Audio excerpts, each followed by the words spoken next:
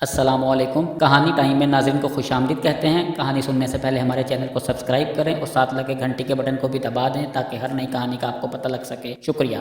शुरू करते हैं आज की कहानी। छोटे भाई की जहाँ पहले शादी करना चाहते थे, तब भाई को बकरियां पालने का शौक था। वो लड़की हमारे करीबी रिश्तेदारों में से थी। रिश्ता मांगने पर जवाब मिला था कि मैं अपनी बेटी बकरियों वाले को देकर अपनी बेटी की ज़िंदगी तबाह क्यों करूं। खैर, वो कहते हैं ना कि किसी का ऐसा जुमला या तो इंसान को बूस्ट कर देता है या फिर खुदा अपनी अता के ज़रिए इंसान को बताता है कि तुम कौन होते हो। हुक्मरानी मेरी है और मैं जिसे चाहूँ जो चाहूँ अता कर सकता हूँ। इसके बाद छोटे भाई ने दर्जी का काम किया, वो भी छोड़ दिया। फिर मार्केट में दाखिल हो गया। बाद में अपना ज़ाती चूड़ियों का काम शुरू कर दिया। अल्लाह देता गया और अपनी अता करता गया। इसी दौरान हमने भाई का रिश्ता किसी और जगह तय कर दिया। बहुत कम वक्त में छोटे भाई ने बहुत बड़ी कामयाबी हासिल करते हुए बहुत बड़ा बिजनेस खड़ा कर लिया और फिर भाई की शादी कर दी। शादी के बाद बिजनेस मज़ीद कई गुना बढ़ गया। इस वक्त इस बकरियों वाले तंजिया जुमले वाले छोटे और कम उम्र लड़के को डीजी खां की चूड़ी मार्केट और हैदराबाद की मार्केट सेठ आसिम के नाम से जानती और बुलाती है।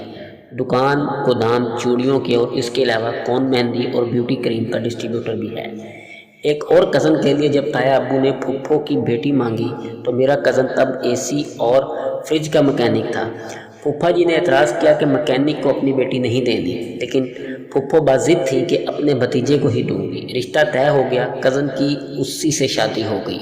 आज उसी मैकेनिक के पास 2 ज़ाती गाड़ियाँ, अपने मकान और दुकानें हैं। मेरी 2 खाला हैं जिनकी एक ही ख़ानदान में एक ही गली में शादी हुई थी। एक बहुत गरीब घर में गई जहाँ मुश्किल से 2 वक्त का खाना मुयस्सर था, और एक ऐसे घर गई जो अरूज पर थी। लेकिन 6-7 साल बाद सारी बाजी ही पलट गई। जो अरूज पर थे वो ज़वाल पजीर हो गए। मकान दुकान सब बिक गए और मकरूज़ हो गए, और जो गरीब थे अल्लाह ताला ने इनको नवाज दिया। ऐसे हज़ारों केसेस आंखों के सामने आए, रोज़ आते हैं। आप लोग ऐसे हज़ारों केसेस आंखों के सामने आए रोज़ आते हैं। आप लोगों के सामने भी ऐसे कई केसेस होंगे। जो शादी से पहले अमीर है, ज़रूरी नहीं कि वो शादी के बाद भी अमीर रहेगा। जो शादी से पहले गरीब है, लाजिम नहीं कि वो शादी के बाद भी गरीब रहेगा। जो बेहतरीन बात ऊपर वाले केसेस में है, जहाँ कामयाबी है, इसकी बड़ी वजह यह है कि वो जोड़े आपस में खुश हैं, एक दूसरे को इज़्ज़त मोहब्बत और एहतराम देते हैं। आपस की नाचाकी रिज़्क़ को दीमक की तरह चाट जाती है और बरकत का जूं की तरह खून चूस लेती है।